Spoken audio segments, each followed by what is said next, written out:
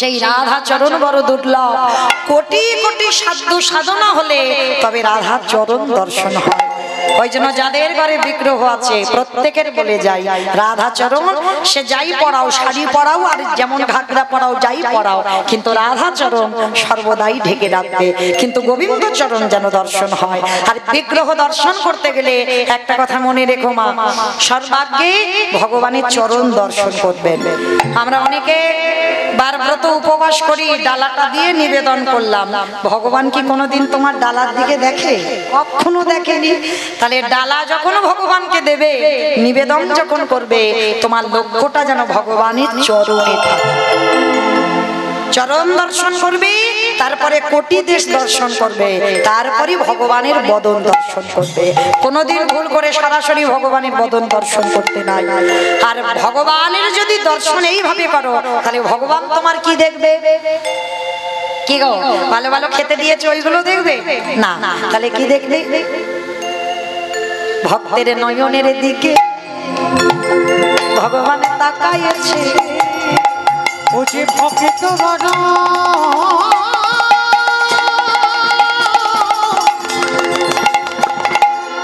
ও যে ভক্ত বড় ভালোবাসে, ভক্তের নয়নের দিকে তাকাইছে। ভক্ত শোনা যায় কিসে? যে আমরা প্রসাদ গুলো পড়ি, গলায় তুলসীর মালা, দাদার সঙ্গে তিলক সেবা, প্রসাদ ভুজি, এগুলো তো বাবা বাহ্যিক জগতের আভরণ, তাই না? দেহ শুদ্ধ হলো, দেহ শুদ্ধ হলে মন শুদ্ধ হয়, আর মন শুদ্ধ হলে আত্মা শুদ্ধ হয়ে যায়, তখন ভগবত কৃপা হয়ে যায়। তাহলে এগুলো দেহের বাইরের আভরণ। তাহলে ভগবান ভক্তের নয়নের দিকে তাকায়। ভক্ত চিনতে গেলে ভক্তের নয়নের দিকে তাকাতে হবে, আর নয়নের দিকে তাকালেই দেখবে অবশ্যই করে তুমি ভক্ত চিনতে পারবে। আর ভক্তের কোনো জায়গা দেখলে তুমি চিনতে পারবে না, জগৎটা এখন সাজায় ভরপুর। তাহলে যে ভক্তের নয়ন সর্বদা কৃষ্ণ নামে বাড়ি ঝরে, বুঝবে কিঞ্চিত ভক্ত হওয়ার অধিকার অর্জন করেছ। তাহলে মাইরা, আজকে রাধারানী প্রতিজ্ঞাবদ্ধ, বৃন্দাবনে কেউ অভুক্ত যাবে না। সে একটা পশু পাখি, কীট পতঙ্গ, তরুলতা গুল্ম যাই হোক, কেউ কোনোদিন অভুক্ত যাবে না। তা যেই না আমার ভগবানের মনে পড়ে গেছে, একটা পাখি হয়ে বটুর কানে বলে যাচ্ছে, তুই মথুরায় এসেছিস, কেউ দেয়নি, কি হয়েছে? বৃন্দাবন চলে যা। তা বটুর মনে আনন্দ, তাই তো আমি যে বৃন্দাবন যাব, এত বড় যমুনা পার হব কি করে? এত বড় যমুনা পার হবো কি করে? বলে নৌকা নাই, মাঝি নাই, আর সাঁতার জানে না। আচ্ছা মাইরা, এই জায়গাটা একটু লক্ষ্য করবেন, নৌকা নাই, মাঝি নাই, সাঁতার জানে না, তাহলে কি করে যমুনা পার হবে? পার হবে? পার হতে পারবে? পারবে না? পারবে। কিসে পারবে? বিশ্বাস। একটা জিনিসে পারবে, বিশ্বাস। সেটা আপনাদেরও নাই, আমারও নাই, আমার সম্প্রদায় নাই, যারা দাঁড়িয়ে ঘোরাঘুরি করছে কারণ নেই। এইটাকে ধরতে হবে, বিশ্বাস। ঠাকুর রাখলে তুই রাখ, মারলে তুই মার, মরতে তো একদিন হবে। তাহলে রাখলে তুই রাখবি, মারলে তুই মারবি। কিন্তু মায়েরা, আমাদের কারোর আছে ওই বিশ্বাস? ছেলে পুলের অসুখ বিসুখ হবে, প্রাথমিক ডাক্তার, সে যদি ভালো না করলো তো কলকাতা পিজি যাবে। পিজি যদি একেবারে ফেল হয়ে গেল, চেন্নাই ফেল, সেখানে যদি ফেল হয়ে গেল, রুগী ফিরে এলো, এইবার ওখানে মনসার ভর হয়, শীতলার ভর হয়, পঞ্চানন্দের ভর হয়, যে যেটা বলবে সেটা করবো। ওই একজন ভক্ত কই তার চরণে দিয়ে বলেছে, ঠাকুর রাখলে তুমি রাখো, মারলে তুমি মারো। ওইটা তো কারণ নেই, তো বাঁচবে কি করে? মনে রেখো, অসুখ ভালো তো সেই করে ডাক্তার, বাচ্চিক জগতের ডাক্তার নয়, বাঁচাবে একজন ডাক্তার। তারই যদি ডাক্তারের মতো ডাকা যায়, সেই তো পারে রোগী ভালো করিতে। তাহলে মনে রেখো মাইরা, আজকেই বটু বলছে আমার বিশ্বাস। বাবা বলেছে বিপদে যারা পড়ে তোর নাম করলে নাকি পার হওয়া যায়। দেখি তুই আজকের পার করিস কিনা। চোখ বন্ধ করেছে, ছেলে সাঁতার জানে না, মানে গটগট করে নেমে যাচ্ছে, গলা পর্যন্ত জলে, কিন্তু চোখ খুলছে না। চোখ বন্ধ করে গলা পর্যন্ত নেমে গেছে, আর একটু পা পিছলালেই ছেলেটা জলে ডুবে যাবে। চোখ দুটো বন্ধ করে বলছে, দয়ালে তোমার লীলা খেলা। বিশ্বাস। ওগো বোঝা বড়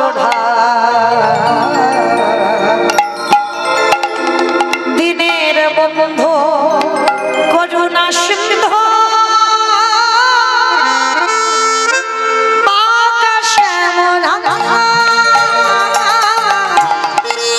দয়াল বন্ধু করুণা সিন্ধু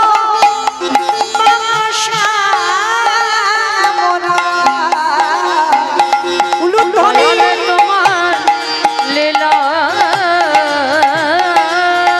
খেলা দয়াল তোমার লীলা খেলা বোঝা বড় দিনের বন্ধু করুণা সিন্ধু আকাশ মোরা দিনের বন্ধু করুণা সিন্ধু আকাশ মোরা তুমি তো সেই ব্রজের রাখা চোখ কিন্তু খুলেনি সে চোখ থেকে বন্ধ করে যাচ্ছে তুমি তো সেই ব্রজের রাখা নদিয়ার নিমা কৃষ্ণ প্রিয়ার বুকে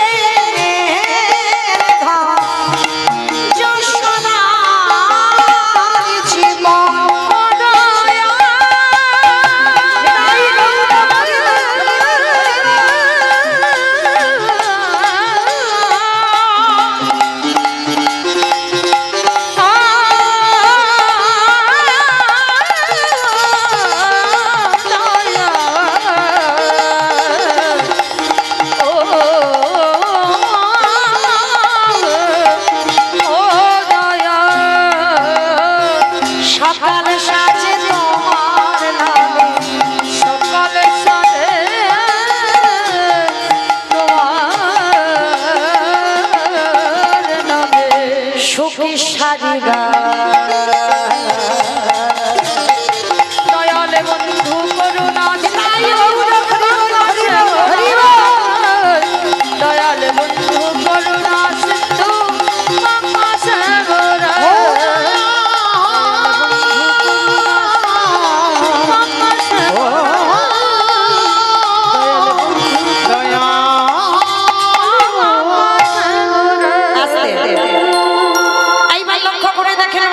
মজার ব্যাপার চোখটা ছেলেটা খুলেছে কখন যমুনার এ ঘাট থেকে ও ঘাটে চলে গেছে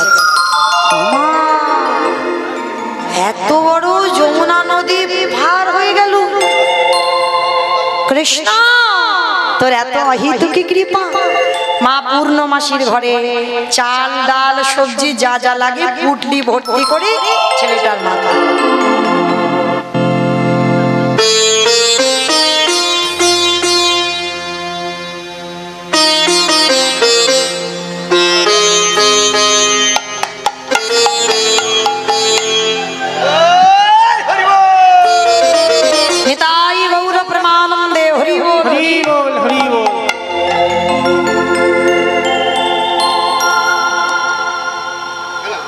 লক্ষ্য করে দেখেন ছেলেটাকে যেই না চাল ডাল দিয়েছে পুল্লিটা মাথায় করে নিয়েছে আবার তো ফিরতে হবে মথুরা ভগবান মনে মনে বলছে বেটা ঠিক তো জোগাড় করে ফেললো এত তাড়াতাড়ি খাবো না এখনো বাকি আছে আর একটু ঘষে মেজে নিতে হবে ভগবান কি করেছে জানো ওদের বাড়ি বসে থাকতে থাকতে কুর্ম হয়ে জলের তলায় বসে আছে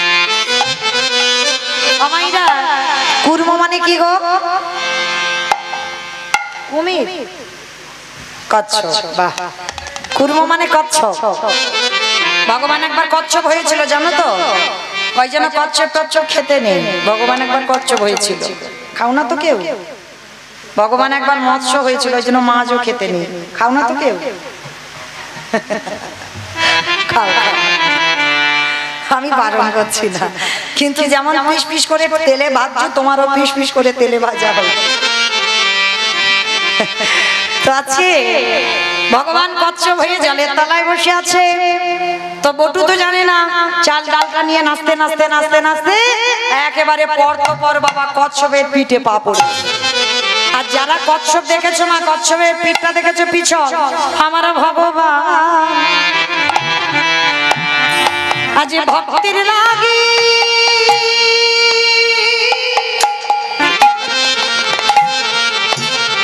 কেমন জলের তলায় বসে আছে, সে যে ভক্ত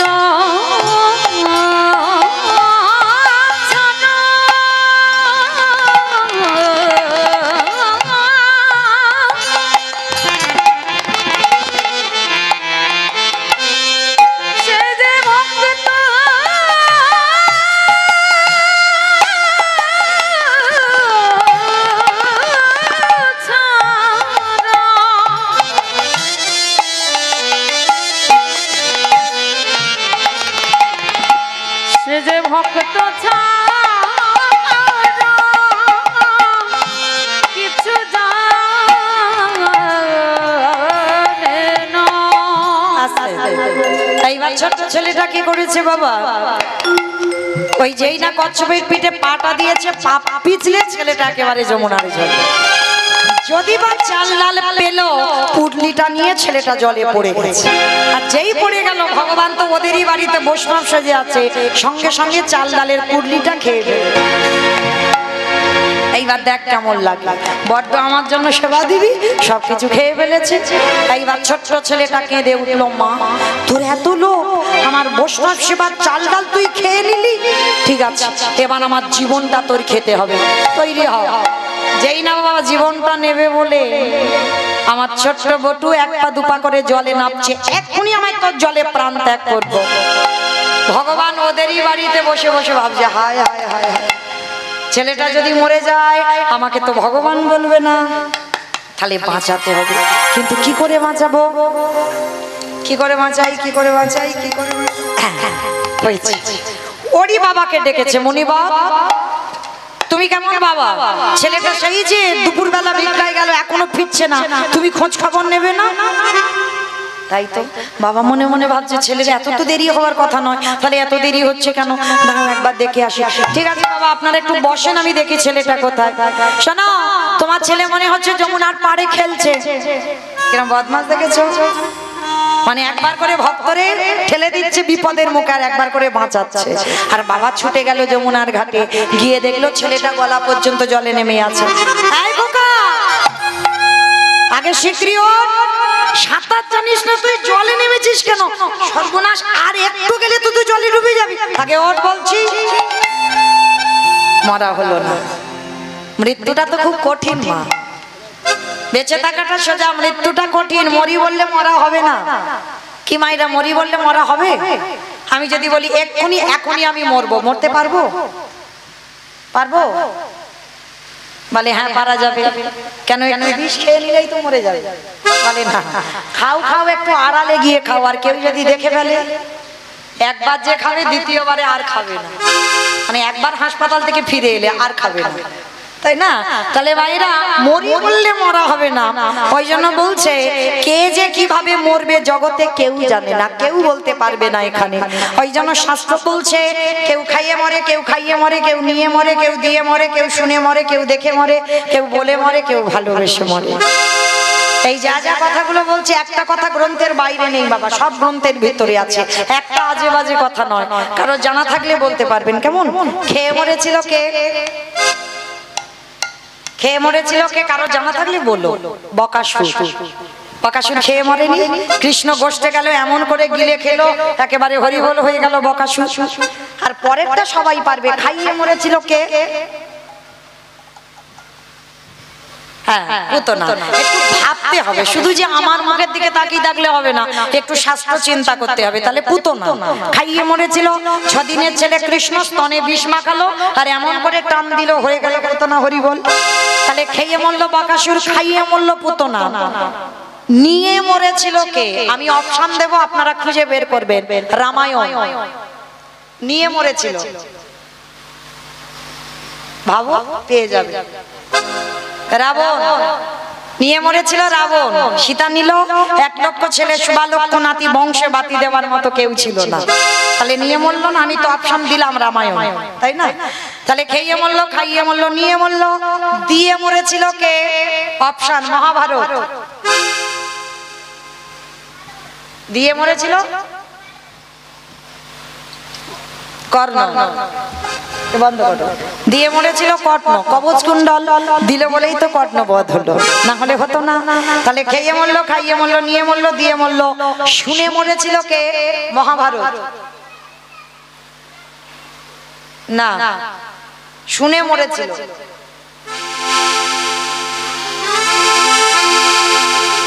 অশ্বত্থামা হতবাদ, যাহা আমি সত্য জানি, ইতি গজ পড়ে গেল জানে। ইতি গজ পড়ে গেল অরণে। এই খবরটাকে শুনেছিল অস্ত্রগুরু দ্রোণাচার্য। আর দ্রোণাচার্য পুত্রের মৃত্যু সংবাদ শুনে হরিবল হলো। তাহলে খেয়ে মরলো, খাইয়ে মরলো, নিয়ে মরলো, দিয়ে মরলো, শুনে মরলো। দেখে মরেছিল কে? হিরণ্যকশিপু। দেখে মরেনি? প্রহ্লাদকে বলেছিল, প্রহ্লাদ তোর হরি কোথায় থাকে? বলে যেদিকে তাকাবো সেদিকে আমার হরি। এই ফটিক স্তম্ভে তোর হরি আছে? বলে আছে। ভগবান ভক্তির জন্য রড বালি সিমেন্টের ভিতরে ঢুকে বসেছিল। তাহলে কতটা দীনতার প্রতিমূর্তি ভক্তের প্রতি। তাহলে ওইখান থেকে বাইর হলো, দেহটা মানুষ, মুখটা পশু। কোন ঠাকুর? গণেশ ঠাকুর। এই দেখো নাকি গণেশ ঠাকুর। মানে বুদ্ধিটা দেখেছো? দেহটা মানুষ বলেছি, মুখটা পশু বলেছি, ওই জন্য গণেশ ঠাকুর। আমাইরা কোন ঠাকুর? না নৃসিংহ। বাহ, নৃসিংহদেব। আর ওই নৃসিংহ রূপ ধরে হিরণ্যকশিপুরকে বধ করেছিল। কিন্তু বাবা এই হিরণ্যকশিপুরের একটা বর দেওয়া ছিল না? ওই রূপটা তো এমনি এমনি ধরেনি। ওরই দাদা হিরণ্যাক্ষকে বধ করেছিল বরাহ রূপ ধারণ করে, আর হিরণ্যকশিপুরকে বধ করেছিল নৃসিংহ রূপ ধারণ করে। মানে দুইটো অবতার দুই ভাইয়ের জন্য, দুটো অবতার ধরেছিল দুই ভাইয়ের জন্য। তাহলে এই জায়গাটা একটু বিচার করে দেখেন, এই রূপটা ধরেছিল কেন ভগবান? হিরণ্যকশিপুরকে একটা বর দেওয়া ছিল, কোনোদিন নারী নয়, পুরুষ নয়, পশুতে ওকে মারতে পারবে না। জলে নয়, স্থলে নয়, অন্তরিক্ষে মারতে পারবে না। ঘরে মারতে পারবে না, বাইরে মারতে পারবে না, দিনে মারতে পারবে না, রাতে মারতে পারবে না, মাসে মারতে পারবে না, বারে মারতে পারবে না। মূর্খ হিরণ্যকশিপুর ভেবে রেখেছিল তাহলে তো আমি অমর। ভগবান বললেন পাগল, অমর নয়, আমি একটা একটা জায়গায় ফাঁকা রেখে দিয়েছি। যার জন্য তো ভগবান ওই রূপটা ধরলো। নারী তো নয়, পুরুষও নয়, পশুও নয়, ওই নরসিংহ রূপ ধরে হিরণ্যকশিপুরকে বধ করলো। হিরণ্যকশিপুরকে যখনই বধ করবার জন্য এলো, হিরণ্যকশিপুর বলেছিল মূর্খ, তুমি আমায় মারতে পারবে না। বলে কেন? বলে নারী পুরুষ পশুতে মারবে না। বলে ওই জন্য তো আমি এই রূপটা তোর জন্য ধরেছি, শুধু তোকে মারবার জন্য। বলে তবুও মারতে পারবে না। বলে কেন? বলে আমি তো জলে নয়, স্থলে নয়, অন্তরিক্ষে মরবো না। বলে ওই জন্য তোকে মারবো আমার উরু দেশে। হিরণ্যকশিপুরকে মেরেছিল উরু দেশে, জলে নয়, স্থলে নয়, অন্তরিক্ষে নয়। বলছে হিরণ্যকশিপুর বলছে তবু মারতে পারবে না। বলে কেন? বলে শোনো, আমি ঘরে মরবো না, বাইরে মরবো না। হিরণ্যকশিপুর বলেছিল ঘরে মারবো না, বাইরে মারবো না, তোকে তোর ঘরের চৌকাটের উপরে দাঁড়িয়ে মারবো। ওইটা ফাঁকা রেখেছিল। আবার বলছে দিনে মারবো না, রাতে মারবো না। কখন মেরেছিল? গোধূলি বেলায়। যারা নৃসিংহ চতুর্দশী ব্রত পালন করি, পূজায় বসতে হয় গোধূলি বেলায়। এই ব্রতটা অবশ্যই পালন করবেন। প্রহ্লাদ 5 বছরে কৃপা করেছিল অজান্তে এই নৃসিংহ চতুর্দশী ব্রত পালন করে, না হলে পেত না। অতটুকু বয়সে আমার শ্রীহরির কৃপা পেয়েছিল। ওই যে আগের জন্মে করেছিল বাবা অজান্তে নৃসিংহ চতুর্দশী ব্রত। পঞ্জিকাতে থাকবেন, দেখবেন বৈষ্ণব তালিকা যদি থাকে অবশ্যই পাবেন। এই ব্রতগুলো অবশ্যই পালন করবেন। তো আজকে লক্ষ্য করেন, মারল কখন? গোধূলি লগ্নে। হিরণ্যকশিপুর হেসে উঠলো, এখনো তুমি মারতে পারবে না। কেন? কারণ আমি মাসে মরবো না, তো আর বারে মরবো না। মাসেও মরবো না, বারে মরবো না, তাহলে কি তুমি মারতে পারবে? বলে তোর জন্য আজকেই আমি একটা দিন সৃষ্টি করব, একটা মাস সৃষ্টি করব, যাকে মাস ধরবে না, যাকে বার ধরবে না। বলো তো কোন মাসকে মাস বলে না, কোন বারকে বার বলে না? বলো বলো। এই জন্য তো কীর্তন শুনতে বসতে হয়। মল মাস, বাহ হরি বল। শুধু হিরণ্যকশিপুরকে মারবার জন্য একটা মাস সৃষ্টি করেছিল, যেটা হচ্ছে মল মাস। আর মল মাসটাকে মাস নয়, মল মাসটাকে বার নয়, মহাজনগতস্য পন্থা, এটা আমার কথা নয়। আর ওই মাসটা সৃষ্টি হয়েছিল শুধু হিরণ্যকশিপুরকে মারবার জন্য। তাহলে ওই রূপ দেখেই মরল, তাহলে খেয়ে মরল, খাইয়ে মরল, নিয়ে মরল, দিয়ে মরল, শুনে মরল, দেখে মরল। বলে মরেছিল কে? দক্ষ রাজা 60টার মেয়ের মধ্যে একটা মেয়ে সতী। দক্ষ যজ্ঞ হয়েছিল, সব জামাইকে বলেছিল, আমার বাবা শিবকে বলেনি। তখনই সতী বলেছিল, আমার স্বামীকে তুমি অপমান করলে, সব জামাইকে বললে, আমার স্বামীকে বললে না। এই মুহূর্তে তোমার বাড়িতে আমি বিনা নিমন্ত্রণে এসেছি, আমার স্বামীকে যেখানে নিমন্ত্রণ করা হয়নি, আমি অপমানিত হলাম। এই মুহূর্তে আমি আমার দেহ ত্যাগ করব। সতী দেহ ত্যাগ করে দিল। তাহলে বলেই মৃত্যু হলো। তাহলে খেয়ে মরলো, খাইয়ে মরলো, নিয়ে মরলো, দিয়ে মরলো, শুনে মরলো, বলে মরলো, দেখে মরলো। আর একটা বাকি আছে, ভালোবেসে মরেছিল কে? আমি বলবো, বলো। ঋতুপর্ণা।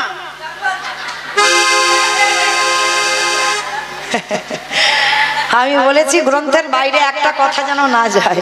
এ তো বাইরে চলে গেল। আর তাছাড়া ঋতুপর্ণা মরেইনি এখন। দেখেছো মরেছে? দেখেছো, মানে সিনেমা দেখে দেখে মাথাটা গেল। মানে সারাদিন গাড়িতে সিনেমাই দেখতে ব্যস্ত। তো মাইরা, এইখানে ভালোবেসে মরেছিল রাজা দশরথ। রামায়ণে রাজা দশরথ ভালোবেসে মরেনি। কাকে ভালোবেসেছিল? রামকে? কইকেয়ীকে। বেশ, ভেবে উত্তর দিতে হবে। কইকেয়ীকে ভালোবেসেছিল। আর কইকেয়ীকে ভালোবাসতে গিয়ে এমন কায়দা করে দুটো বর চাইল। প্রথমবারে ভরত রাজা হবে, দ্বিতীয়বারে রাম যাবে 14 বছর বনে। আর যখন রাম বনবাসী হলো, দশরথ কেঁদে কেঁদে অন্ধ হয়ে বিছানা সজ্জা হলো। আর বিছানায় শয়ন করে দশরথ মরবার আগে একটা কথা বলে গেল, ওরে কলির জ্ঞানন্দজি, তোরা যেন আমার মতো কেউ বউকে ভালোবাসিস না। আমি মৌমিতা বলছি না, দশরথ মরার আগে বলে গেছে, আমার মতো যেন কেউ তোরা বউকে ভালোবাসিস না। তবে ভালোবাসবি, কিন্তু বউ যেন মাথায় চড়ে না বসে। আর যাদের যাদের বউ মাথায় চড়ে আছে, তারা খেয়াল রেখো, ওগো তাদের দশা দশরথের মতো হবে।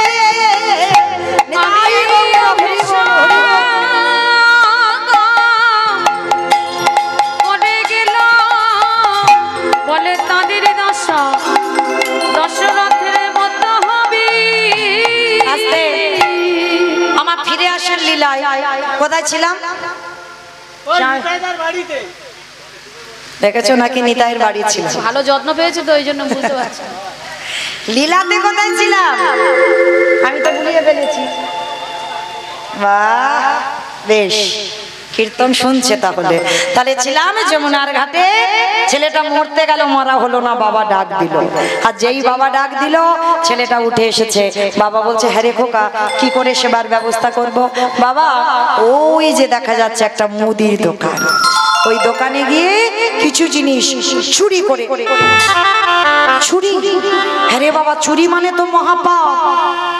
কে বলেছে তোমার চুরি মানে পাপ? দূর পাগল, চুরি মানে পাপ। এ জগতে নিজের জন্য চুরি করলে পাপ হয়। অতিথি মানে নারায়ণ। আমি যদি নারায়ণের জন্য চুরি করি, সে চুরিতে জীবনে পাপ হয় না। বাবা তুমি দাঁড়াও, আমরা দুজনে যাই, ওই দোকানে গিয়ে চুরি করে আনবো। বাবা ছেলে দুজনে গেল ভোরের বেলা দোকান চুরি করতে। আর একটা কথা বলি মা, ভগবান কিন্তু সবার। কেউ যেন মনে করো না ভগবান কারোর একা। যে ভাববে সে মূর্খ, সে কিছুই জানে না। ভগবান সবার। ও চোরেরও হয়, ও সাধুরও হয়, তাই না? চোরকে বলে তুই চুরি করতে যা, আর মালিককে বলে তুই নিশ্চিন্তে ঘুমা, তোর মাল আমি পাহারা দিচ্ছি। ও বেটা সবার। তার নিশ্চিন্তে মালিক ঘুমাচ্ছে। আর কি করেছে? পিছনে দোকানে গোল করে গর্ত করেছে, আর গর্ত করে প্রবেশ করেছে দোকানের ভিতরে। আর দোকানের ভিতরে প্রবেশ করে চাল ডাল আলু সবজি যা যা আছে পুটলিতে বেঁধে নিয়েছে। আর বেঁধে নিয়ে একেবারে পুডলিটা বের করে এনেছে। বাবা চলো এইবার গিয়ে অতিথি সেবা হবে, অতিথি সেবা দেব। বাবা বলছে হ্যাঁ রে খোকা, সেবা দেবার পরে একটু মুখশুদ্ধি দিতে হয়। কি মায়েরা জানেন আপনারা? এটা মৌমিতার কথা নয়, মহাজনেরা বলছেন একজনকে যদি নিমন্ত্রণ করে সেবা দেন, সেবার পরে মুখশুদ্ধি দিতে ভুলে যাবেন না, কোনোদিন ভুলে যাবেন না। সেবার পূর্ণ ফল পেতে গেলে তোমাকে শেষে মুখশুদ্ধি দিতেই হবে।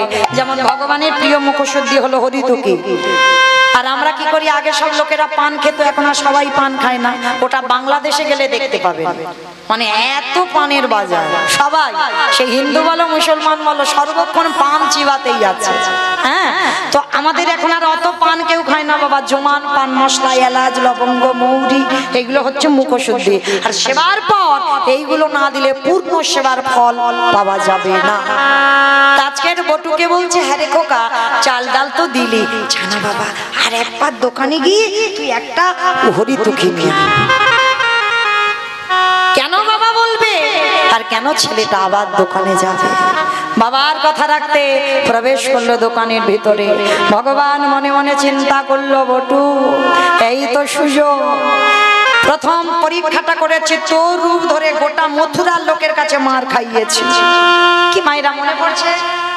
ওর রূপ ধরে গোটা গ্রাম ভিক্ষা করে নিয়ে এলো। দ্বিতীয়বারে কচ্ছপ হয়ে জলের তলায় চাল ডাল খেয়ে নিয়েছি। এইবার তৃতীয়বার, আর এই পরীক্ষায় যদি উত্তীর্ণ হোস তবেই জানবো তুই চিরকালের জন্য। শুরু হলো ভক্ত ভগবানের লড়াই। এইবার বটুকে করেছে পানের থালার ভিতরে গিয়ে সবে হরিতুকিটা হাত দিয়েছে, আর ওদিকে ভগবান বাইরে থেকে স্বপ্ন দিচ্ছে দোকানদারকে। ভোরবেলা দোকানদার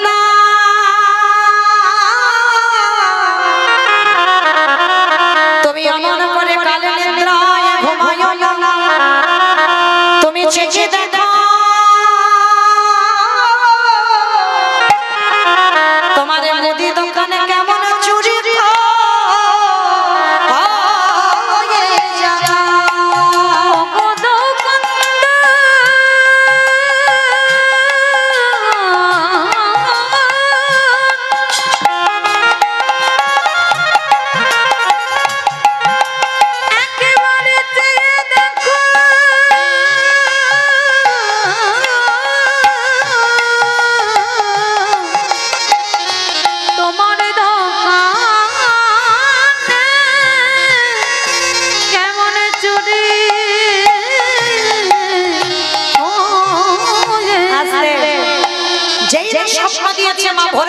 সত্যি হয়।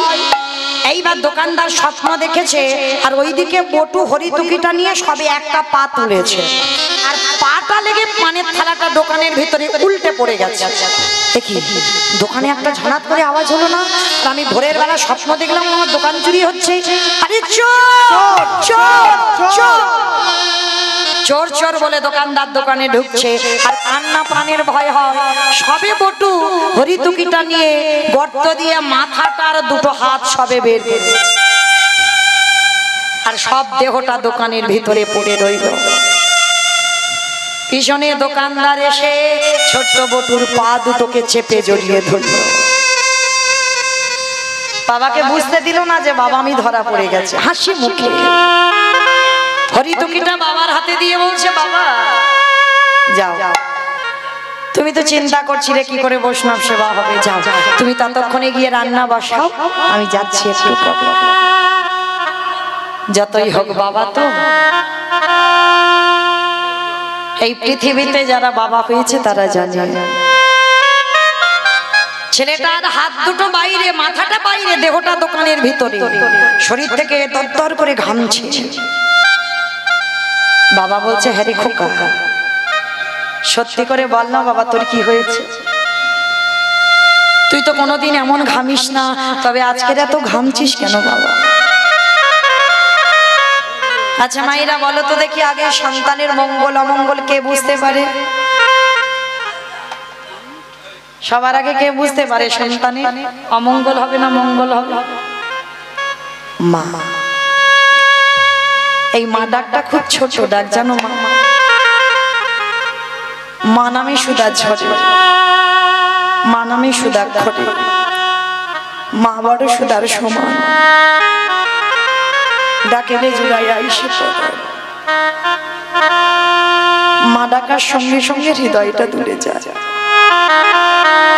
মায়ের সঙ্গে নারীর বন্ধন, বাবার সঙ্গে রক্তের সম্পর্ক। বাবা বলছে হ্যাঁ রে খোকাই, আমি হাত ধরছি, তুই বেরিয়ে আয়। ও বাবা তুই যাও না, আমি একটু পরে যাচ্ছি না, একসঙ্গে এসেছি একসঙ্গে যাব। ছোট্ট ছেলে আর থাকতে পারলো না, বলে উঠলো বাবা তুমি চলে যাও, আর মনে হয় কোনোদিন তোমার সঙ্গে আমার যাওয়া হবে না। কেন আমার সঙ্গে যাবি না? তুই কার সঙ্গে যাবি? যাবো কি করে? এরা যেভাবে আমার পা ধরে দোকানের ভিতরে টানাটানি করছে, যে কোনো মুহূর্তে আমাকে দোকানের ভিতরে নিয়ে যাবে। খোকা চুপ কর, চুপ কর বাবা, তুই চুপ কর। তুই মনে করে বলিস না আমি যে বাবা হয়ে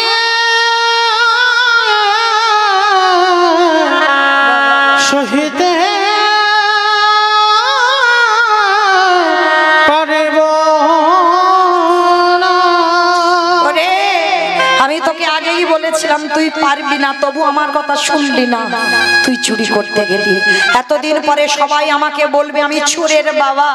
এর থেকে যদি আমার মৃত্যু হয়ে যেত আমার কষ্ট হতো না।